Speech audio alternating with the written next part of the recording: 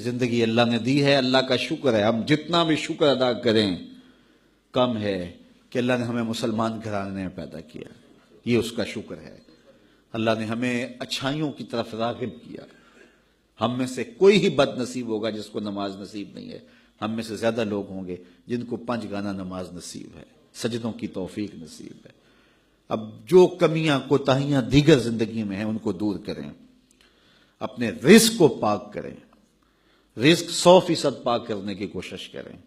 رزق اگر ناپاک ہے تو پھر باطن کبھی روشن نہیں ہو سکتا، باطن میں کبھی بھی اجالے نہیں ہو سکتے اگر رزق پاک نہیں ہے، دعائیں قبول ہی نہیں ہو سکتی اگر رزق پاک نہیں ہے۔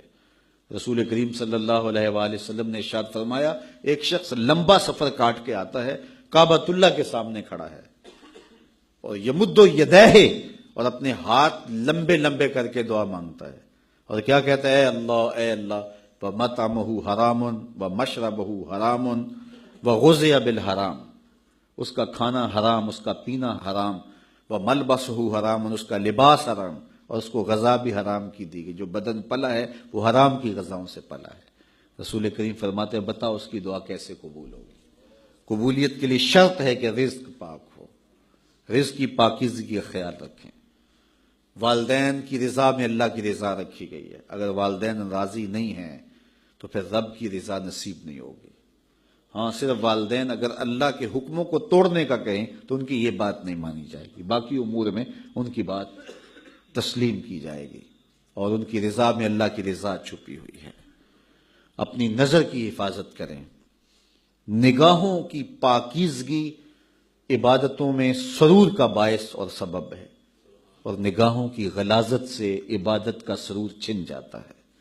دور موجود کے فتنوں میں سے یہ سوشل میڈیا بہت بڑا فتنہ بن کے ہمارے سامنے آیا ہے، بالخصوص نوجوانوں کی زندگی کی ساری لطافتیں چھین لی ہیں اس نے، اور جس کے نتیجے کے اندر وہ حقیقی لذت جو عبادات کی، ذکر و فکر کی نصیب ہونی چاہیے تھی، اس سے موجودہ نسل جو ہے وہ بالکل دور ہو گئی۔ انہیں پتہ ہی نہیں ہے کہ سجدوں کا سرور کیا ہوتا ہے، سحری کے جاگنے کا لطف کیا ہے، اللہ اکبر، رب کے حضور آنسو بہانے کا سرور کیا ہے۔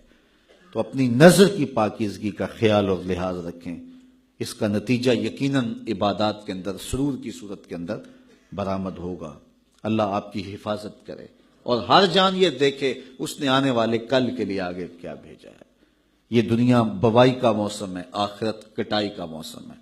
بوائی کے موسم میں جس نے تخم عمل ڈال لی ہے، کل کٹائی کے موسم میں کچھ کاٹ لے گا، اور جو کسان بوائی کے موسم میں مٹی سے مٹی نہیں ہوتا بلکہ کلف لگے لباس پہن کے گھومتا پھرتا ہے، نہ کبھی کھیتی میں گیا، نہ کبھی بیج ڈالا، نہ کبھی پانی دیا، نہ کبھی جڑی بوٹیاں تلف کی، تو کٹائی کے موسم میں وہ کچھ نہیں اٹھائے گا۔ یہ دنیا کھیل کود نہیں ہے، یہاں ہم کھیلنے کودنے کے لیے نہیں آئے ہیں، ہم یہاں کچھ کام کرنے کے لائے ہیں۔ بہت تھوڑا وقت ہمیں ملا ہے، 60 سال 50 سال 70 سال کیا وقت ہوتا ہے؟ وہ میرا ایک دوست نکال رہا تھا کہ 60 سال اگر زندگی ہے 50 سال تو اس میں 8 گھنٹے روز سونا ہو، تو اگر 45 سال زندگی ہے تو 15 سال تو یہ نکل گیا، باقی 30 سال بچے۔ تو اس طرح 8-10 سال بچپن کے جو مدہوشی کے تقریباً ہیں وہ بھی گزر گئے، پھر روز 2-3 مرتبہ واش روم میں جانا پڑتا ہے، تو 13 سال اس نے نکالے تھے کہ بڑے سال تمہارے پاس ہیں، تو 13 سال ہیں، یہ ہے کل ٹوٹل زندگی۔ اب اس زندگی کو کہاں لگاتے ہو؟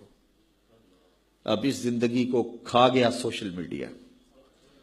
یہ 13 سالہ جو زندگی بچی تھی، نمازوں کے اوقات بھی یہ کھا گیا، باقی اوقات بھی یہ کھا گیا، ہمارے پلے رہا کیا؟ پھر جب جائیں گے کیا خالی ہاتھ جائیں گے؟ آئیے اپنی زندگی کو، بالخصوص جوانوں کو میں کہتا ہوں، بڑے قیمتی لمحے ہیں جوانی کے، بڑھاپے میں بھی سجدوں کی توفیق مل جائے تو بڑی بات ہے، لیکن جوانی میں جو سجدوں کا سرور ہے وہ بڑھاپے میں نہیں ہے۔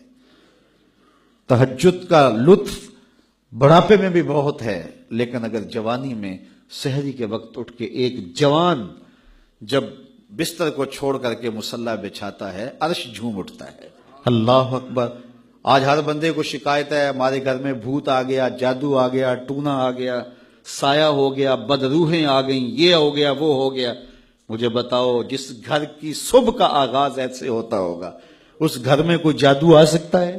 کوئی بدروح آ سکتی ہے؟ وہاں تو رحمت کے فرشتے اترتے ہیں۔ پھر تمہیں کسی ملنگ بابے کے پاس جانے کی ضرورت نہیں ہوگی، ہر اتوار کو چکر کاٹنے کی ضرورت نہیں ہوگی کہ کہیں یہاں تعویذ پڑے ہیں، یہاں تعویذ پڑے ہیں. ہر وقت اسی چکر سے نکل ہی نہیں پاؤ گے، ساری زندگی وہم میں گزار دو گے. لیکن اگر تم سجدوں سے اپنی زندگی کو آباد کر لو گے، جب صبح اٹھو گے، جب نکلو گے گھر سے، تمہارے ساتھ رحمتوں کے فرشتے چل رہے ہوں گے. تو اپنی زندگی کو اللہ اس کے رسول کی راہوں پہ ڈال دو.